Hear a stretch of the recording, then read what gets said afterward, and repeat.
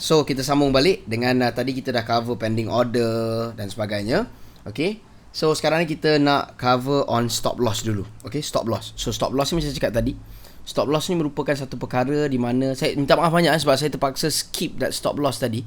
So baru masuk kepada video ni disebabkan penting untuk saya cover dulu mengenai pending order dan sebagainya sebelum kita nak masuk pada stop loss. Okay. So kita sambung balik pasal stop loss. Stop loss ni merupakan satu perkara yang satu jenis sistem, iaitu korang maksimumkan berapa banyak korang boleh rugi dalam satu perniagaan tu, dalam satu business tu. So berapa banyak maksimum korang boleh pergi untuk rugi. So that is the uses of the SL. Kalau tak ada SL ni jahanam. Okay. So jadi now pasal SL ni, katakanlah dalam situasi ni, so korang letak pending order kat sini, betul? Semua dah tahu pasal pending order kan, kita dah cover tadi. So kita letak stop loss kita kat sini. Katakanlah berapa banyak tadi, katakanlah kita hanya berani untuk rugi 100 US dollar dalam setup ni. So negatif. So itu risiko kita. So bermain kat sini dia positif, dia turun sini dia negatif lah kan. So negatif maksimum katakanlah sampai sini, harga sampai sini je dia terus stop. Okay, now kenapa? Okay, sorry, dekat mana kita nak letakkan stop loss? Based on structure based on structure. Now first of all, kalau anda perasan sekarang ni, ini dah menjadikan dia apa?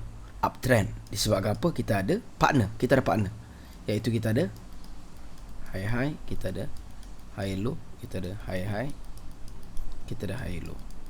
Sekarang ni berlakunya high. So kita target untuk dia berlaku high low, untuk dia jadi high. Jadi di mana tempat yang terbaik untuk kita letakkan SL atau maksimum yang kita mampu untuk rugi? Sini tempat yang paling baik untuk kita letak stop loss kita. Bukan sell limit stop loss kita. Sebabkan apa? Disebabkan sekiranya market, okay, ini tadi situasi sorry.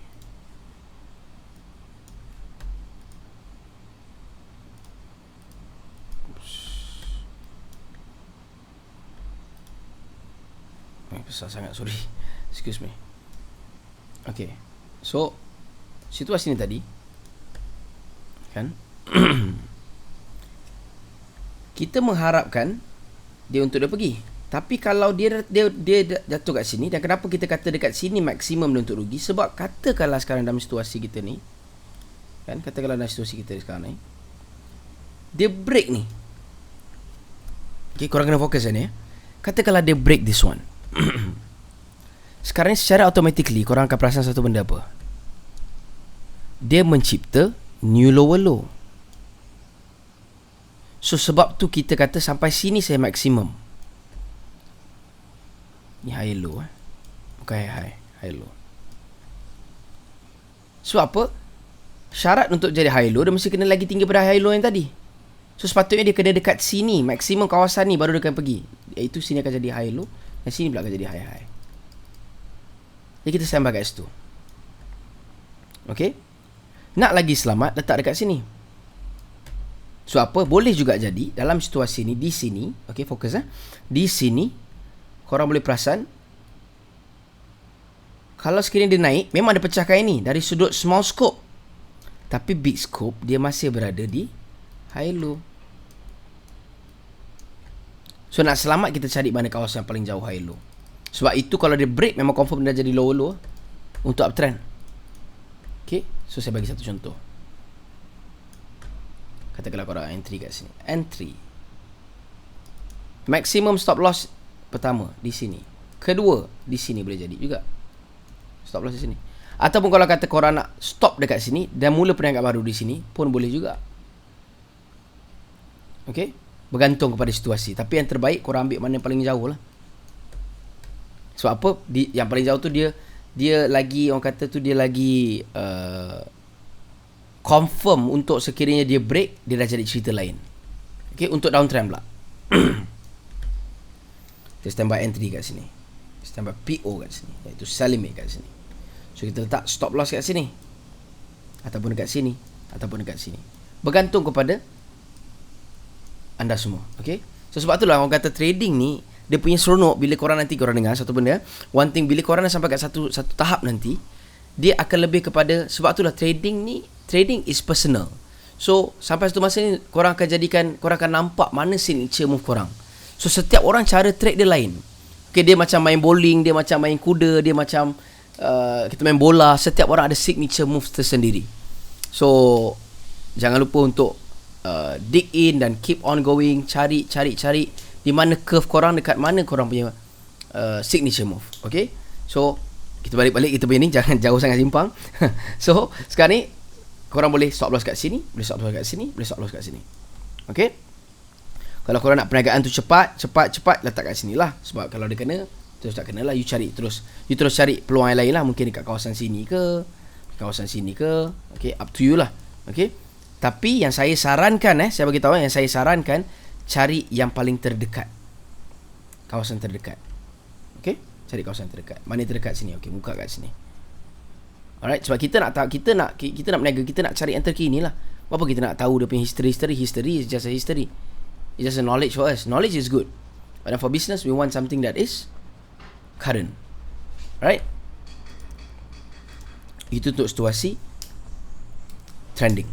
Okay, macam tu. So kita ambil kat sini SL dia. Kalau kita buy kat sini, kita cari kat structure bawah dia. Alright. Kalau untuk sell pula, structure bawah dia.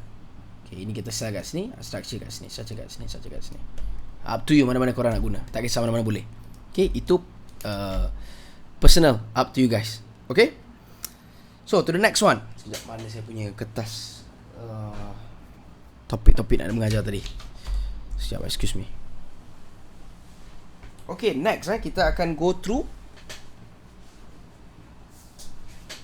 mengenai entry dalam candle-candle yang kita dah pilih tadi, iaitu 3 candle yang terpilih lah. Alright, korang boleh je nak buat kajian untuk candle lain, tak ada masalah, tak ada paksaan. Cuma cara saya akan go through kepada 3 ni saja. Alright, yang saya nampak berguna lah. Okay, so kita akan go through kepada shooting star terlebih dahulu. Okay, untuk shooting star, katakanlah dalam situasi ni, okay, dekat mana kita nak guna candle ni semua?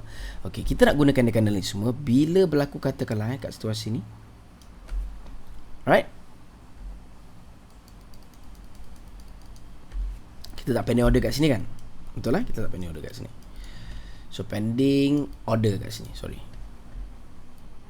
Okay, so bila kita tak pending order kat sini, itu satu cara. Cara kedua, kita entry melalui candle sendiri, iaitu kita tunggu satu rejection ataupun satu candle yang form di kawasan sini.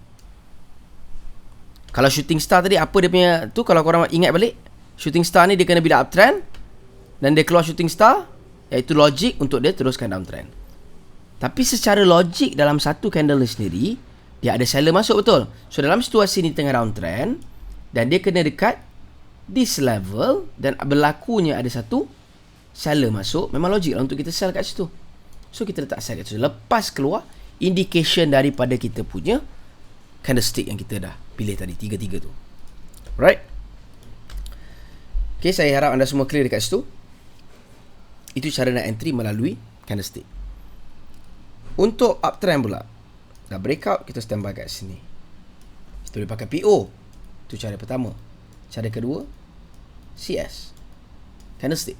So candlestick kita sampai kat sini, kita tunggu apa? Kalau tadi kita ingat dalam downtrend, dia akan keluar apa, candle apa tadi? Yang dia ada buyer masuk, iaitu candle hammer. So hammer pula dalam situasi ni sama juga lah, tengah uptrend. Memang tengah uptrend. So kita tunggu kat sini, dia sampai, dia buat satu rejection, dia keluar hammer. So you buat apa? You buy kat sini. Sebab secara logiknya pun dekat sini terdapat satu hammer, iaitu dia pernah sampai kat sini dan satu buyer masuk, tolak dia balik, close perniagaan di atas. So you guys buy. Okay, itu untuk hammer dan juga shooting star. Alright, to the next one, iaitu inside bar. Kalau korang ingat inside bar satu lagi, yang ketiga punya inside bar. Inside bar punya cara entry, okay, inside bar punya cara entry korang kena extra fokus lagi. Okay, katakanlah dalam situasi ni kita tengah dekat downtrend, candle-candle ni semua dia bukan main boleh je dekat mana-mana. Memanglah secara fitrah di mana-mana diorang boleh timbul, tapi untuk kita punya setup di mana kita kata okay, now boleh beli atau jual, kita perlukan candle-candle ni di level-level yang telah kita markkan tadi. Okay, so now katakanlah dalam situasi ni, okay, kita letak downtrend. Okay, downtrend. So kita letak, kita standby kat sini satu PO. Kita boleh masuk PO. ataupun kita boleh masuk secara candlestick, CS. So sekiranya dekat CS kat sini price pun naik. Okay, katakanlah dia buat inside bar dekat sini. So kita buka cerita inside bar. So inside bar, katakanlah sekarang ni, ini mother bar, alright, ini baby bar. Okay, inside bar ni very simple. Okay, selagi dia berada di dalam sini, diorang masih dalam keluarga yang bahagia. Okay, tapi kalau ada satu anak baby bar ni melepasi kandang mak dia tadi, family dia dah tak bahagia. So family dah tak bahagia, apa benda berlaku? Dia jadi breakout sekarang ni. Sebab apa? Body dia dah close di luar kandang mak dia. Nampak? Okay, jadi untuk sell, ini untuk sell signal, sell indication kepada kita. Untuk buy pula, ni mother bar, baby bar, baby bar, baby bar. Tiba-tiba diorang ni tengah bahagia sekarang ni, masih dalam kandang, semua duduk dalam kandang mak dia. Boom, satu anak dahaka keluar. Dia nak mula cari hala tuju dia sendiri. Mana ini adalah signal untuk apa? Ini signal untuk buy. So semudah itu. You see? So sekarang ni, dalam situasi sekarang ni downtrend, kita mencari signal apa? Kita mencari signal sell, bukan cari signal buy. Kalau kita nak cari signal buy, kita kena tunggu apa? Tunggu macam ni pula. Di sini, standby kat sini. Nampak? Okay? So saya harap anda semua clear. Okay, so dia ada beberapa jenis anak tau dalam cerita kita ni. Okay, tapi you kena pilih sama ada you nak PO ke, you nak main PO ke, ataupun you nak main candlestick dalam setiap kali you nak entry. Kena pilih. Tak boleh nak main dua-dua. Kena pilih satu. Sekarang ni kita tengah cerita tentang candlestick punya entry. Okay, so kalau kata candlestick punya entry, okay, dalam hal ni kita sekarang ni tengah bicarakan adalah mengenai inside bar. So dalam inside bar ni tadi itu cerita satu, anak dahaka. Kedua punya story adalah anak Kurang Hajar, AK. Okay, anak Kurang Hajar. Anak Kurang Hajar ni pula sifat dia macam ni. Mother bar, masih bahagia. Tiba-tiba dia pecah, tapi dia close kat dalam. Nampak? So ini masih tidak dikategorikan sebagai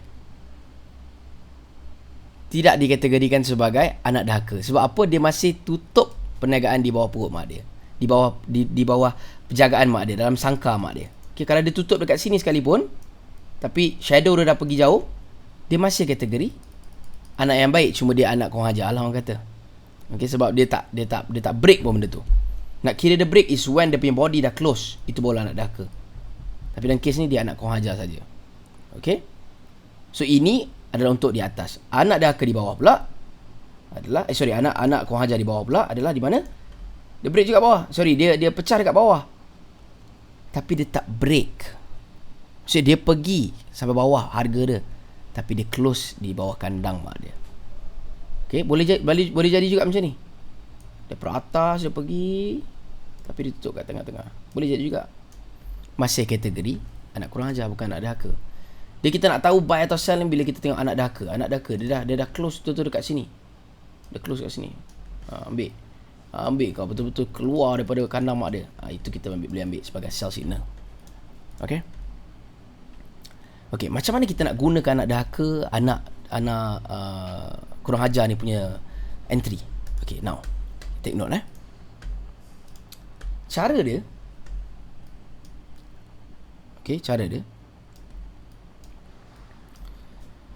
Sekarang ni first kali kalau korang nampak je, okay, katakanlah dalam situasi sell, kita mesti nak cari anak dahaka yang pecah bawah, betul? Anak dahaka yang pecah bawah. Dalam ni semua anak-anak dia yang baik anak-anak dia yang soleh-solehah. Datang ini terus dahaka. So kita nak cari yang macam ni biasa tak. So kita cari kawasan ni, betul? Kita cari IB dahaka. So IB dahaka dekat sini dah berlaku. So apa benda kita boleh buat? Pertama, kita boleh terus sell. Boleh, tak ada masalah. Saya cakap tadi, kena pilih nak masuk cara pending order atau nak masuk cara candlestick. So kalau nak masuk cara candlestick, kena ikut cara ni. Okay, kalau nak masuk pending order, just letak je kat situ. Okay. Now dekat sini, nampak So inside bar dekat sini, kita boleh terus entry sell kat sini. Sell kat sini. Bila kita dah nampak dia dah break, kita boleh terus sell. Stop loss kita di sini, bila kita nampak dekat sini, dalam situasi ni kita boleh letak 50% di sini. 50% rate di sini. First SL. Ni choice tau, saya bagi korang, choice. Second, kita boleh ambil kat sini. Kandang mak dia belah atas, kita letak juga. Ini high risk lah. Ini high risk punya, very very high risk punya stop loss. Ini pun very very high risk punya stop loss. Yang paling baik adalah di sini ataupun di sini. Dari sudut structure, the bigger scope. Okay? Itu satu cara sell tadi. Alright. Cara kedua punya sell dalam situasi macam ni, sell signal.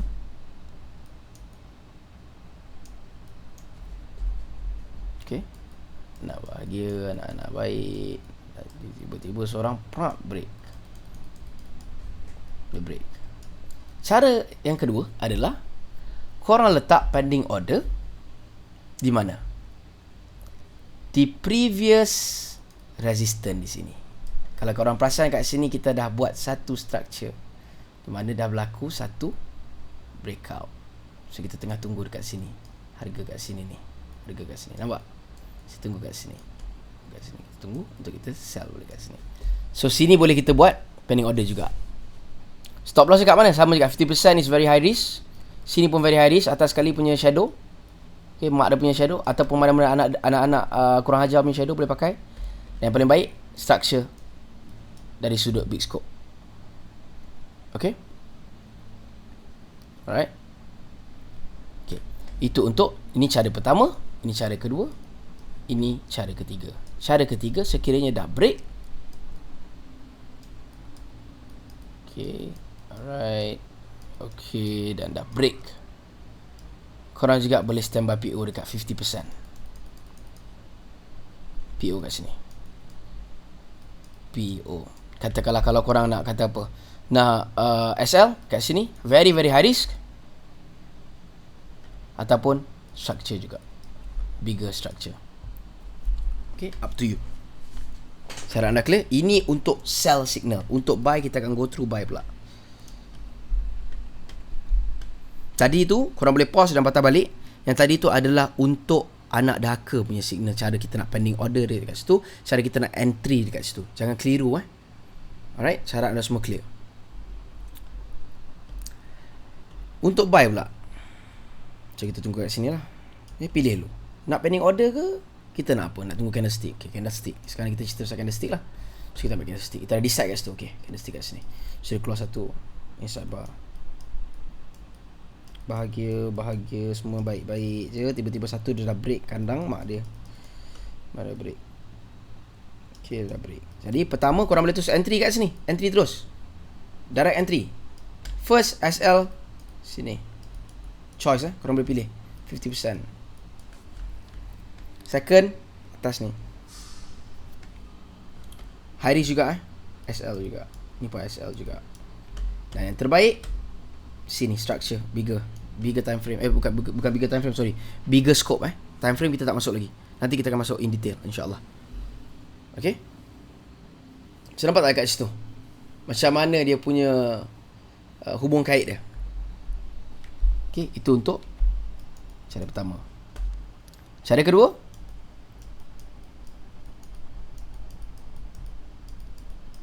dah break. Kita tunggu, kita standby PO. So dalam kata lain, PO di dalam candlestick punya setup. Dia bukannya kita masuk terus PO tu. No. Kita tunggu candlestick dulu. Sebab saya cakap tadi kita kena pilih. Bila kita dah sampai kat this level, kita kena pilih. Kita nak masuk PO terus ke atau kita nak masuk melalui candlestick? Boleh pilih. Mana-mana boleh. So, standby PO dekat mother bar punya tempat perpisahan tadi. Standby kat situ. Sebab apa? Bila kita tengok sekarang ni, structure, nampak tak? Dia break. So, kita tengah tunggu untuk dia datang balik. Untuk sebelum dia pergi. Stop loss sama juga. Sini. Pilih ataupun yang terbaik sinilah. Based on structure. Okay. Alright. Next one, the last one adalah dia nampak breakout. Ini anak dahaka punya. Ada breakout kat sini. Pada mak dia punya. Standby PO kat sini 50%. Stop loss sini. Ni PO sini. PO 50%. So sini SL. Choice pertama, choice kedua, choice ketiga. Up to you. Yang paling selamat adalah kawasan-kawasan sini lah paling selamat. Sebab dia based on structure, bigger picture. So dia tak tersepit sangat lah kat sini. Okay. Alright. Tapi itu bergantung pada anda. Yang mana SL yang dekat dengan candlestick ni semua high risk. Very very high risk. Okay. Alright. Okay, next. Untuk tadi kita cerita tentang anak dahaka punya entry. Sekarang ni kita nak cerita tentang anak kurang ajar punya entry. So, bila kita dalam situasi macam ni, kita tunggu kat sini. Betul? Kita cari. Of course, kita sekarang ni kita tengah bercerita tentang candlestick. So, kita nak tunggu candlestick with indication untuk kita nak sell ataupun buy. So, dalam situasi ni, downtrend kita mesti nak cari sell. So, kita nak cari kat sini, IB keluar. Nak katakan IB keluar. So, inside bar keluar kat sini, mother bar dia. Alright. Boom, meletup. Tapi dia tak breakout. Dia masih dalam perut mak dia. Okay. Dia hanya anak kurang ajar. So, anak kurang ajar punya cara nak entry is very simple. Ini dia punya kandang. You nampak je macam ni, ada satu rejection yang dah berlaku tapi dia close kat dalam kandang mak dia. You standby PO kat sini. Standby PO kat sini. PO. Kat sini standby. So, SL kat mana? Sama kat 50%.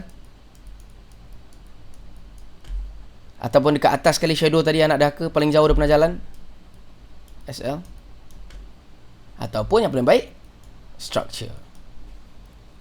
Okay. Alright. Okay. Itu untuk sell punya signal. Daripada pending order dalam candlestick. Okay. Ini untuk buy pula. So, kita tunggu kawasan ni. Keluar IB. Kita pilih. So, kita nak CS. Kita nak masuk melalui CS. Tiba-tiba dia keluar IB macam ni. Ni mother bar dia. Baby bar. Tiba-tiba jadi anak kurang hajar seorang. Tapi dia close dalam juga. You see. So, kita buat apa? Standby pending order kat sini. PO kat sini. SL. Very very high risk. Dekat tengah 50%. Satu lagi kat sini. Pun high risk juga. SL juga. Paling baik di sini. Sini. Okay. So, saya harap anda semua clear tentang cara kita nak entry melalui candlestick dan juga cara kita nak entry melalui pending order. Okay.